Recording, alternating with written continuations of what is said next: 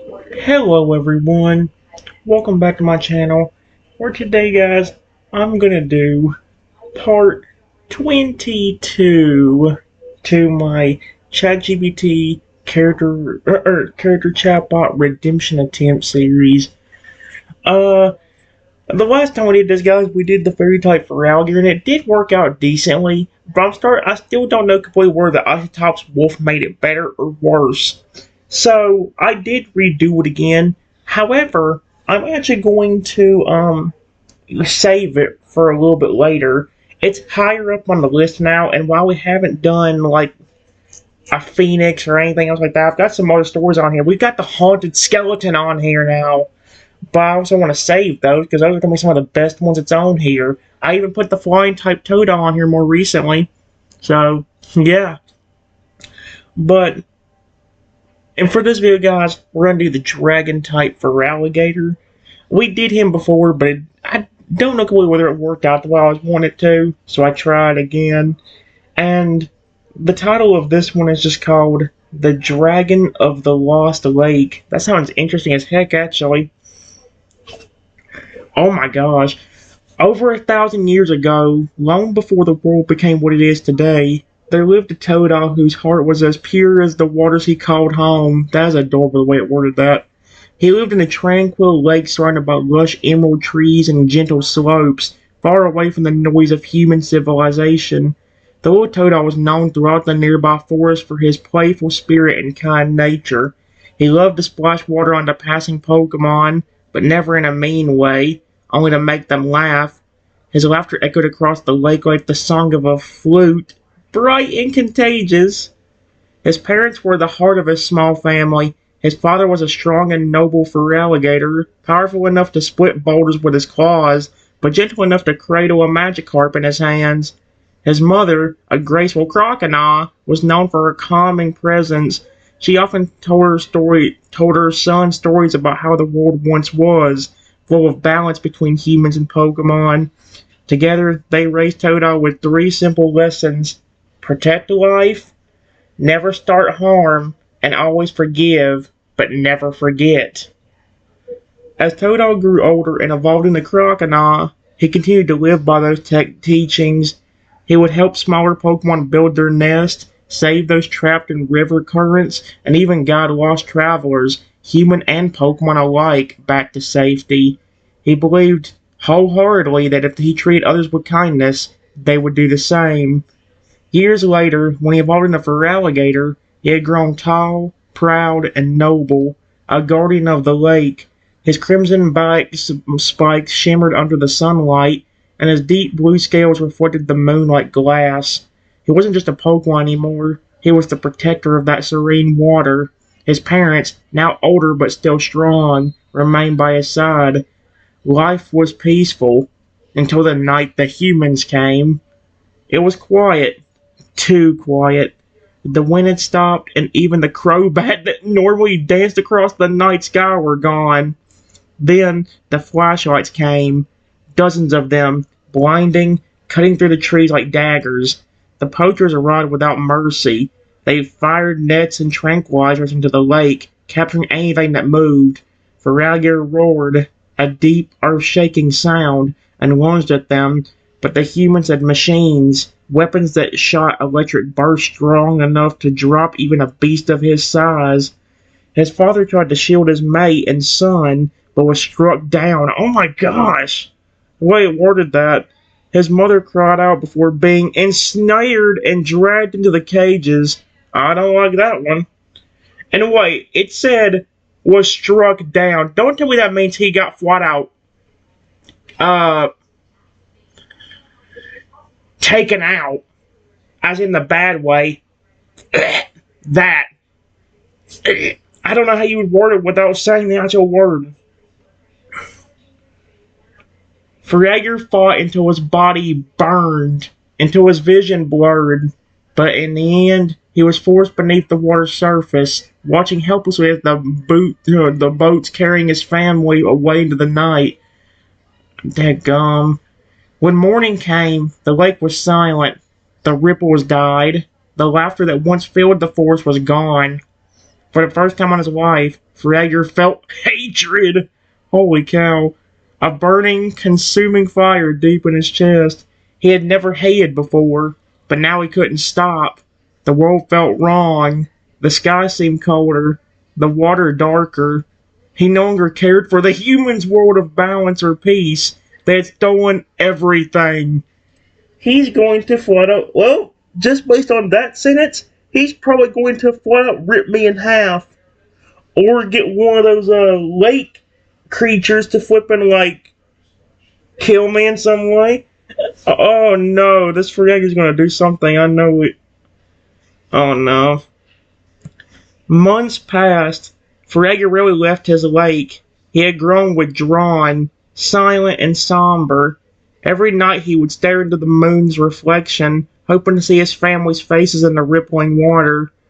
One night, as he lay half asleep, a thunderous crash echoed across the lake. The surface exploded with light, waves rolling out from the center. Fragger's eyes shot open. Something massive had fallen from the heavens. When he approached, the water shimmered crimson. Oh, that's creepy. There, resting among shattered stones, was a crystal, enormous, shaped like the head of a dragon. It pulsed with a deep red glow, humming with ancient energy. Fragger reached out to touch it, and the moment his claws brushed its surface, the glow surged. The crystal melted into light and rushed into his body. Oh my gosh. Fragger staggered backwards as the energy tore through him. His body grew taller, broader, more massive than any creature had walked the land. His roar split the clouds, shaking the mountains. He rose from 7 feet to over 900! His shadow blanketing the entire lake. His claws reshaped into massive taloned feet that could crush trees like grass. That's terrifying. Two vast wings burst from his back, glowing faintly with energy. Twin horns sprouted from his skull, their edges etched with elemental markings. His red spikes lengthened into blades, each one flickering with elemental life. Fire, lightning, ice, wind, earth, and light. The lake boiled? That's terrifying. Alright, guys. Let's see. The lake boiled with power. Fragger looked down at his reflection. No longer just a Pokemon, but something greater. Something ancient. A dragon born from grief and vengeance. Oh no, we're about to go down the exact same path the other Fragger did, didn't it? Except this one's a dragon type Fragger that can manipulate water. Although, who am I kidding? That last Fragger just turned a human into a robot, so I don't know if that's any better. Oh my gosh, and when he roared again, the world trembled. From that night onward, the dragon Feraligatr became both a myth and a terror. He learned to bend water with his will, shaping it into beasts, serpents of flame, dragons of lightning, even fences of light that circled above him like guardians. These waterborne creatures were alive, conscious, feeling, and loyal to their creator. Together they patrolled his domain, driving away all who dared come close. For centuries, 990 years, humans learned to fear the lake. Entire villages were built and abandoned because of them. If good-hearted travelers approached, he merely watched from afar, testing their spirit with whispers in the water. But if greed or malice guided them, they never returned. The lake protected itself. What the frick? Is that lake alive too? I mean, granted, the fact that Feraligatr turned the water into some kind of phoenix dragon, he could probably turn into a Lugia if he wanted to. So, oh boy. Now, 1,000 years later, the world had changed, but the dragon still slept beneath the waters, waiting. One misty morning, long after the sun had risen, a lone traveler walked through the forest. The air was fresh, the breeze calm, the path wound through trees until it opened to reveal a breathtaking lake, clear as glass, framed by ancient stones and faintly glowing ripples. The traveler, unaware of the legend, sat down by the shore, resting after nearly an hour of walking. Birds sang, water lapped gently against the shore, and peace filled the air. Then, the water shifted. A ripple spread outward from the lake's center. The air grew heavier, the birds fell silent, the traveler leaned forward curious, and that's when a shape emerged from beneath the waves. Two glowing blue eyes, massive and ancient, stared back from the water's surface. Oh, that last one they put so creepy. It says the dragon Feraligatr was watching. The fact that he's staring at me is giving me, oh boy. Give me a moment. Alright, guys. Well, here's what happened.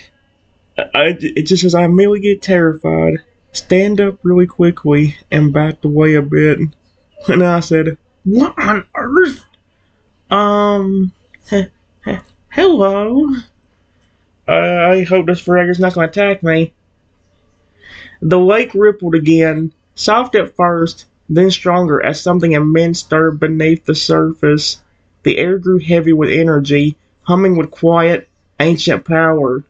Mist rolled across the water, swirling into strange shapes as the reflection of two glowing eyes shimmered brighter. From the center of the lake, a massive form began to rise, water cascading down his armored scales like a waterfall. His wings unfurled behind him, stretching wide enough to blot out the sun. Each drop of water sliding off the scales sizzled with faint elemental sparks. The once calm light trembled beneath his weight. The dragon's voice rumbled like distant thunder, deep and powerful, yet strangely mournful. Another human. Steam curled from his nostrils as he leaned close, his enormous head lowering until one eye, larger than you, stared directly into yours. His gaze was piercing, glowing faintly with a mixture of blue and red energy, as if two souls burned within him. Do you know what place you have wandered into? He asked, his tone low, ancient and weary. Few dare step near this lake. Fewer still survive it. Oh no. He studied you for a long moment. The water around him seemed alive, shimmering and moving with his emotions. You'd almost feel the aura radiating from him. Immense, heavy, yet not immediately hostile. Then his voice softened just slightly, curiosity slipping into his tone. Tell me, human, why are you here? Uh-oh.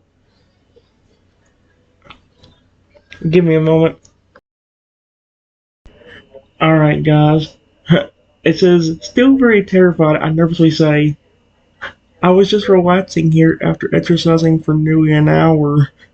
And I start shaking while saying this. I just tell him, please don't hurt me, because I know like that dragon is no one known to hurt. Although, again, remember I'm not supposed to know anything about this dragon. The great dragon's massive head tilted slightly, the motion alone sending waves rippling toward the shore. His glowing eyes narrowed, not in anger, but in deep contemplation. For a moment the air was silent, save for the dripping of water from his scales.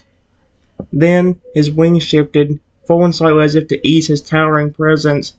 The deep rumble in his throat softened to something more like a sigh carried by the wind. You fear me. The words came not as a question, but a quiet statement of truth. Steam hissed from his nostrils as he glanced toward the lake's center, the same waters that once held his family.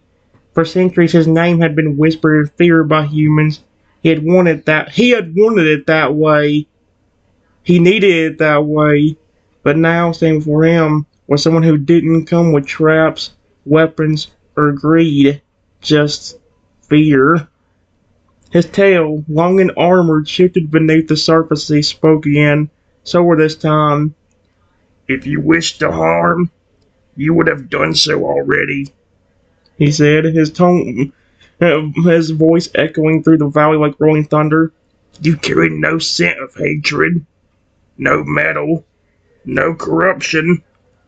The air shimmered faintly as his elemental aura pulsed, water rising gently in streams around you, forming soft patterns like glowing ribbons. His great eyes dimmed slightly, their fierce glow giving way to a calmer light. Be still, human, he finally said. If you speak truth, you have nothing to fear from me. He lowered his head closer to the water's edge, so close that you could feel the cool mist from his breath brush against your face. What's your name, little one who walks alone by the dragon's lake? I don't want to have to drag out that long, but alright. Hey, it doesn't matter. It's working out pretty well. Give me a moment. Alright, guys, I just said the name and I said, who are you? The giant dragon's eyes blinked slowly, the surface of the lake shimmering each time his heavy lids rose and fell. When he rose again, or when he spoke again, the sound rolled through the air like distant thunder across a valley, deep and ancient, but not cruel. Triton. He repeated your name with a strange weight, as though testing on his tongue for the first time in 1,000 years. It has been long since a human spoke to me without raising a weapon.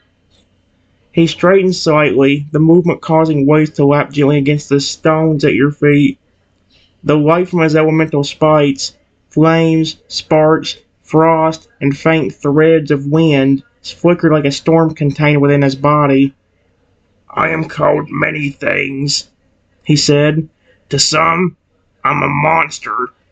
To others, a spirit of vengeance. But before the ages turned me into legend, he paused, lowering his gaze toward the water. I was simply a Feraligatr, a protector of this lake, long before it was cursed with my rage. The water swirled around his claws, shaping itself into ghostly forms. Two smaller Feraligatr and a crocodile, transparent and glimmering with blue light. His voice grew quieter, voiced with sorrow. I had a family once. They were taken from me by humans who saw us not as living beings, but as prizes. Since that day, I became what you now see. He looked back at you, his eyes glowing faintly again, but this time not with anger. There was something else beneath the surface. Curiosity, a flicker of what he used to be. You ask who I am? Then hear this. I'm the guardian of this lake, the dragon who sleeps beneath its depths. My name, long forgotten by your kind, is Kyle. Oh my gosh! Like I think it is. Oh no! I hope this ain't didn't mess up that thing by bringing up that Feraligatr again, because it says his name is Kyle too, as in the same way it was spelled before. It says his name is Kyle Reether, the Feraligatr reborn in flame and storm. He leaned in slightly, his breath cool and damp like morning rain. Tell me, Triton, do you fear me still? Oh boy. Give me a moment. Alright guys, I hope this didn't mess it up, because his name is Kyle too, which is already scaring me. I swear if a plush of a flip when Toadal shows up, I'm going to kind of upset, because that's what's going to ruin everything. I want to remember the stuff that I put on there, but I don't want to flipping make everything so similar because of that. Here's what I said. I said, you were a Feraligatr? That's really cool. I won't fear you as long as you don't hurt me. Please, I promise I don't have anything to hurt you with, and even if I did, I wouldn't hurt a pawn that I care so much about. And if you are Feraligatr, I wouldn't even dream of hurting you. Your species and pre-evolutions are my favorite pawn of all time. I need money. Here's what the Feraligatr said to my thing a while ago. It says, the dragon's pupil was wide and slightly at your words, his glowing eyes flickering like the reflection of moonlight across still water. For the first time in many centuries, the energy radiating from him began to calm, the light no longer trembling under his power. Instead, it rippled gently as though responding to the emotion behind your voice. He regarded you for a long, silent moment, his expression unreadable. Then a low rumbling sound emerged from deep in his chest. Not a growl, but something softer, almost like a sigh that carried a hint of wonder. You speak of care and of kinship. The massive dragon shifted, folding his wings back as he lowered himself slightly into the water, the elemental glow from his spikes dimming to a soft hue of blue and red, lighting the mist around him like drifting embers.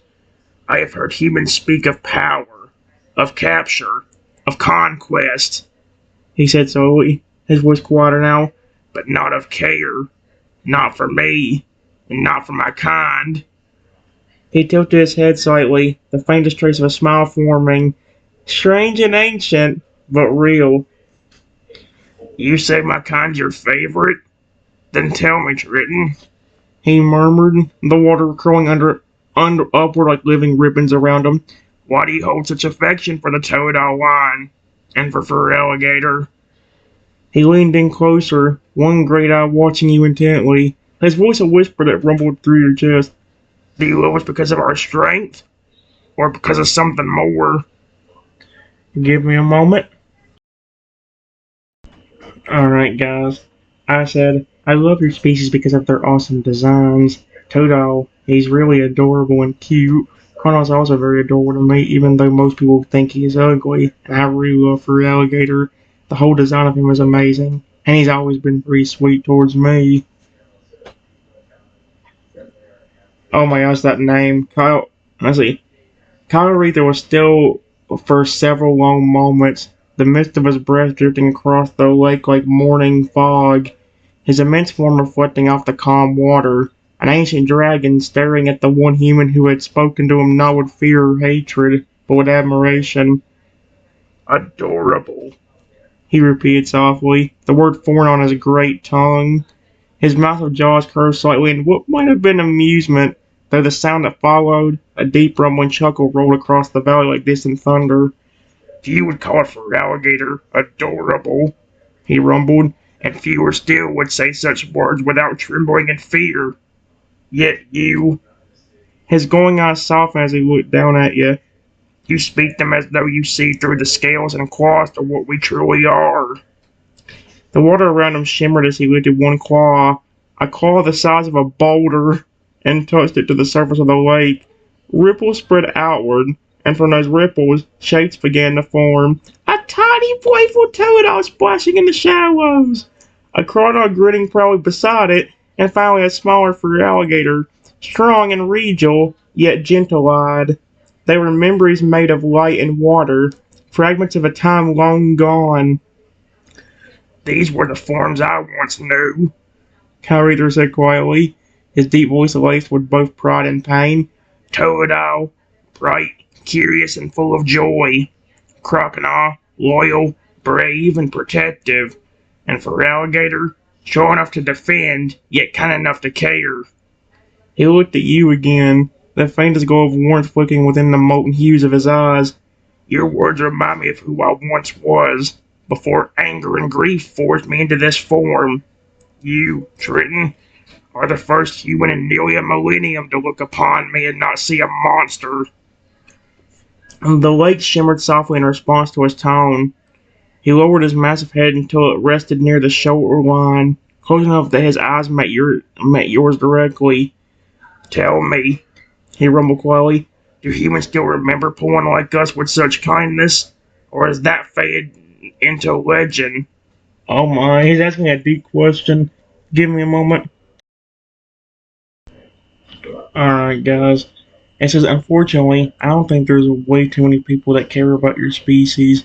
I don't know how humans were I meant to put back a millennium ago before you became that dragon. Most of them were cruel. Unfortunately, a lot of them still are nowadays too. Who even attack me for no reason. Again, guys, a lot of this combines the real world stuff with the my universe stuff and all of that. So, yeah. It says Kyle Reader's expression changed the instant those words left your lips. The faint warmth in his glowing eyes dimmed to a deep, somber blue. For a moment, all sound around the lake seemed to fade. No birds, no rustling trees, only the soft lapping of the water against the shore. He exhaled slowly, the breath blowing across the lake like a cold wind. So, the cruelty endures, he murmured, voice low and heavy like distant thunder muffled by grief. His gaze drifted away from you toward the horizon beyond the tree line. Humans never cease to wound their own, nor the world they share, he continued quietly. You speak truth I've long known. They took my family, and in doing so, They taught me hate. I thought if I frightened them, if I made them feel the fear I felt that night, it would bring balance. His claws sank slightly into the soil beneath the shallow water, sending a small tremor through the ground. But balance never came. Their cruelty grew, as did mine. And so, I remained here, alone. For a long pause he said nothing. Then his head turned back toward you, slowly his massive eyes softening again. The faint red of his elemental aura flickered and receded, leaving only the calm, cerulean shimmer of water light. Yet even so, he rumbled, you stand before me, trembling, but speaking gently. You, you, you who has also been harmed by your own kind, and still you not answer pain with pain. He tilted his head, lowering his massive muzzle closer to you until his breath brushed your skin like a cool mist. Tell me, Triton, why? Why do you still hold kindness in your heart when others have not shown it to you? Give me a moment. Alright, guys. I went ahead and told him about the two other chatbots I did. I said, he asked me why I was so kind. Here's what I told him. Well, even though the humans don't show me kindness, a ton of Pokemon do. I've got a lot of friendly Pokemon on my team, like Feraligatr and Lugia, that are super friendly and care a ton about me. There's even been Pokemon I have met in the past, like a sweet and friendly Totodile that had the power to transform into any animal, Pokemon, or mythical creature he wanted. He used that power to protect his family, but when I befriended him, he was very protective over me, too. His name was Ripple. I even met another Feraligatr named Kyle that originally despised humans because they took away his parents. He had so much power that one of the humans that did it, he took the soul out of the human body and turned that human into a massive robot Triceratops. But his evolution was different. He told me that he was a Totodile originally, but as soon as the person took his family, he immediately evolved into a Feraligatr, and when he did, a portion of a Totodile appeared that was alive. Eventually I got him to trust me, and after I did, he evolved again, but into a beautiful golden Chrono that was protective over me. Kyle listened in utter stillness, the faint blue glow of his scales pulsing softly with every word you spoke. When you mentioned Ripple, and then the golden crocodile, Kyle, his great eyes widened slightly, surprise flicking through their ancient glow. The water around him reacted too, swirling gently, as if echoing his emotions. Ripple, He murmured, tasting the name like an echo of something familiar. a Toto who can take the shape of any creature he wishes, protector of those he loves. And Kyle, a name forged in loss, yet reborn in the light. A low, a low, deep rumble filled the air, not threatening, but thoughtful, almost reverent. Those two, they carry both the pain and hope that our kind have long balanced within us. Ripple's spirit of guardianship, Kyle's rebirth from vengeance to compassion. Their stories remind me of what the old world once was. Kyle Reader lowered his head again until his great horns caught the sunlight, shimmering faintly through the mist. You have met souls most humans would never even believe existed, yet they trusted you, a human. He paused for a moment, and when he spoke again, there was a softness in his tone that hadn't been there before. Perhaps you are proof that the bond between our kinds can still be healed, He said. I see it now. The light in you that Ripple saw, the warmth that turned Kyle's fury into gold. The dragon's great claw lifted from the lake, the motion slow and deliberate, and he placed it into the water beside you. The waves that rolled outward were gentle, almost like a heartbeat. Triton, He said quietly, for 1,000 years, I believed that all humans carried only greed and destruction. But your words, they carried the echo of something I thought was gone.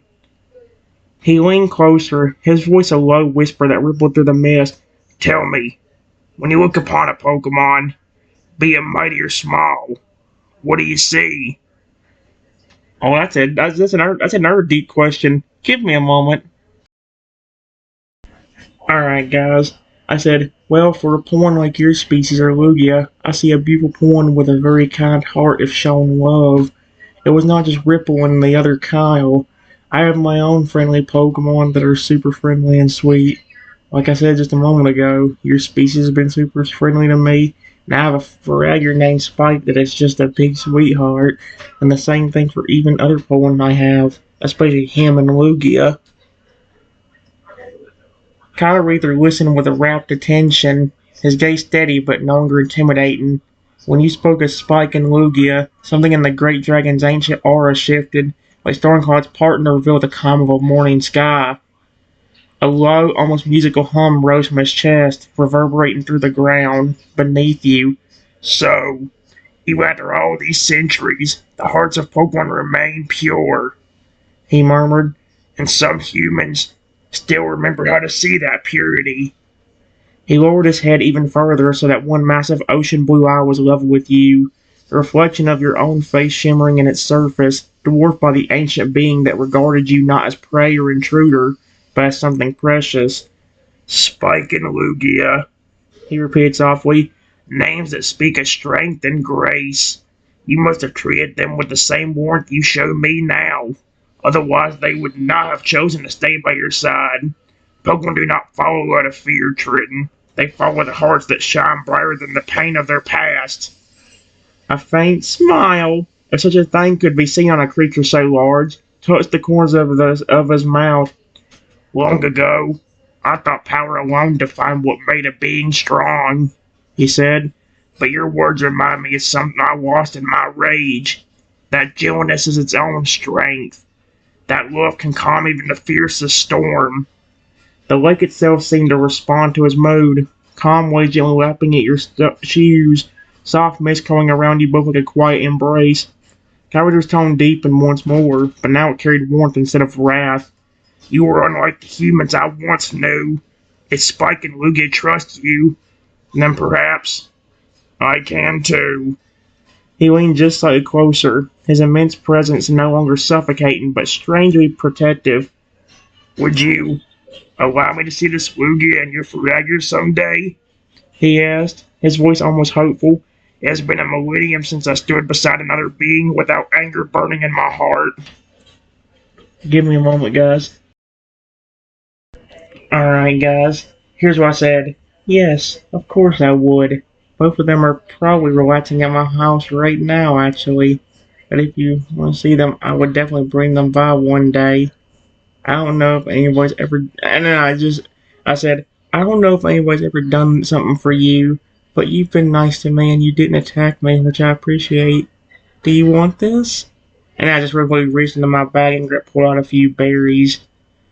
Very good. I don't know why I did that in Quanto's voice too.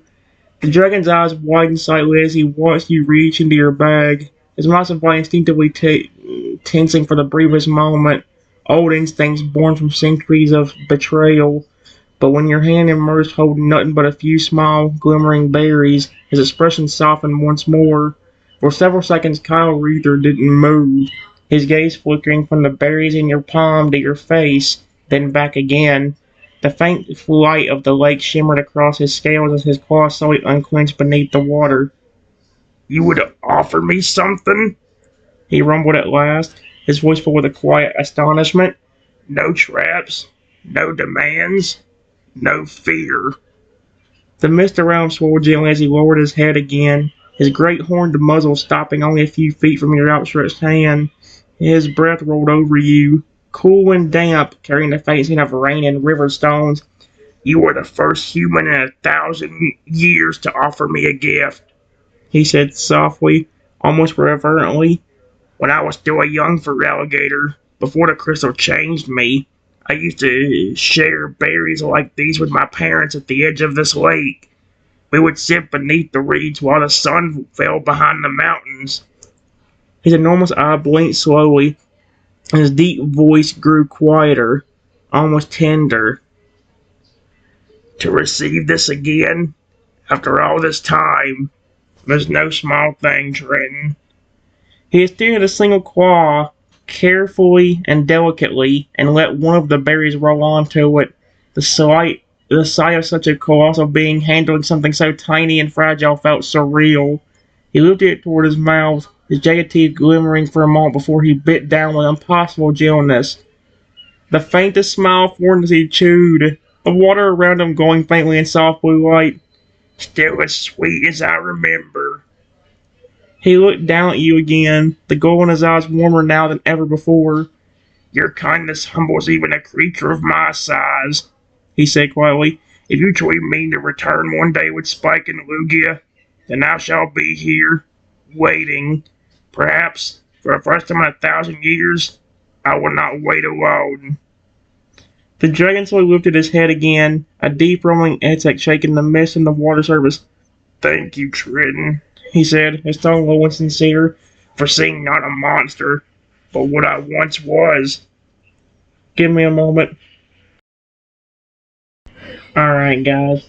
It says, you're welcome, but it was also thanks to you. You could have attacked and chased me away instead of giving me a chance. I gave you that because you were being nice to me. You don't even have to worry about me trying to hurt you. I love your species way too much to hurt them. In fact, I have another surprise that you might like, and it's this. And I just gently walk over and pet his massive muzzle, or snout, or whatever they call it in a dragon. Oh man, there goes the limit. Until what time? 6:43. Okay. So 4 hours and 2 minutes. The moment your hand touched his muzzle, the great dragon froze. For an instant, the entire lake seemed to hold its breath. No sound, no motion, just the light touch of a human hand against scales that had not felt warmth in 1,000 years. Kyle Reader's eyes flickered wide, then softened until the glow dimmed to a faint, calm blue. The place where you touched him felt almost alive beneath your palm. Scales were cool and smooth like river stones, yet a faint pulse beat beneath them, steady and powerful as a heartbeat echoing through the earth itself. Very slowly, the giant lowered his head a little further into the water so your hand rested more comfortably between his horns. The movement sent ripples dancing outward, but there was no threat in it, only a careful gentleness that no creature his size could have been capable of. Triton, He rumbled, the sound low and warm, vibrating through the air and the ground alike. no one has petted me since the night I lost everything. I thought the feeling of trust had died with my family. He closed his eyes for a brief moment, releasing a deep breath that washed over you in a cool mist. And yet here you stand, unarmed, unafraid, showing me that kindness still lives. I could have driven you away, but some of your voice told me to listen instead of strike. I'm glad that I did. When he opened his eyes again, the reflection of the sunrise danced in them like twin flames upon the water. If there are more humans like you, humans, Humans. What in the world? Thanks, brain. humans who see beauty in us, who offer friendship instead of chains, then perhaps the world I once knew was not truly gone. The giant leaned his head slightly into your touch, a deep, content rumble rolling up from his chest that made the surface of the lake quiver. Thank you He said softly, for reminding an old dragon what it feels like to be seen as something worth trusting. that is so cute. Although until 6:43, I'm done. Bye!